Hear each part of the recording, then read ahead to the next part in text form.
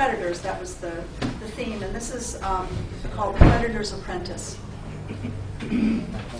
There's a long walk from school down the hill to the church basement around the corner. It's like running the gauntlet at predator hour.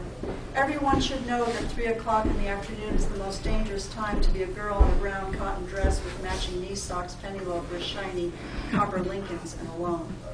Years later, my artist friend is asked to contribute to a group show on the male nude.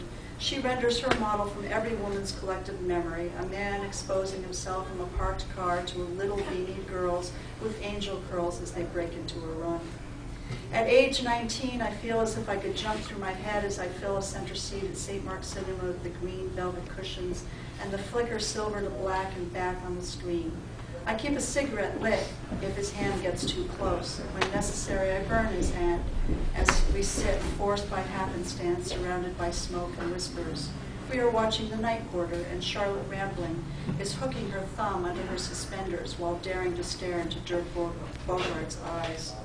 What do you expect at the midnight show?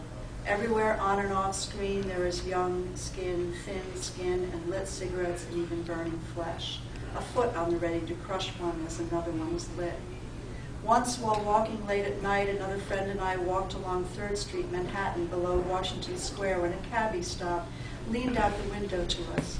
He let us know that he would like to eat our shit and drink our piss. We walked towards him, leaned into the passenger window. My friend repeated his name and license number and informed him that she never forgets a name or a face, and I let him know I have a knack for numbers. Later that summer, the old coot in Bridgehampton watches us as we shower together after a long swim in the pool. When we look up to catch him, he moves away slowly from the window. His name is Scotty. He owns a popular restaurant in the Hamptons. He has left us some lunch and is gone by the time we are dressed. We never return. That's 2 minutes. Can I finish the poem? Yeah, go ahead. There is a watcher in the dark on Sullivan Street in the apartment across the street, just the glint of 2 metallic circles seen in his window, which is always open part way. He is always there when I come home from work alone. When he sees me, the binoculars rise up about 4 inches from the sill. Sometimes he lowers them, but I know he is still watching. My roommate is a guy who offers to switch bedrooms, but his is dark and faces a back shaftway filled with laundry lines, in which I imagine drying pockets of pants filled with pigeon crap. The tenements are still checkered with old Italian ladies who gossip across the courtyards that smell of garlic and thyme. I moved to Great Jones Street. Stephen tells me that if you look out the back of the loft just northward, you can see a man and a woman who are always naked. Sometimes she wears a dildo.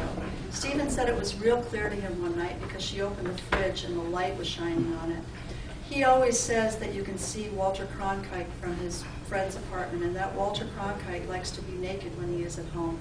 I never thought to look, I say. I say that I thought that the whole point to living in New York was for the grace of anonymity, mine and others. Years later, I visit a friend of mine, a director on the Upper West Side, who says it's his job to own a telescope. Everyone does it here. You need to understand people's stories. Don't I ever look? I say I don't think to. I say that my next-door neighbors, both husband and wife, will watch me, but I've put up a good curtain. But you're a writer, he asks. Yes, but why do I have to write about what I can see through a telescope? And he says, because you can watch when they do not know they are being watched. But I ask, don't we always act as if someone is watching us while we walk on the street? Ah, he says, but we want to watch someone when they don't know they are being watched. The Dutch never close their curtains. It is considered antisocial and even aberrant behavior to not allow anyone to look into your house at any moment. You could be guilty of needing to hide something, but here in New York it is a matter of privacy. When a director has a high-powered telescope trained on so many different apartments and even can describe people's activities and behaviors in minute detail, you wonder how many others like him are doing the same thing. He claims that a director is a voyeur, and that what he is doing is harmless, not like someone who exposes himself to brownie scouts or tries to cop a feel from a teenager in a movie house. Try it, he says. Write about your predators if you must, but then start to look just to see. Thank you very much.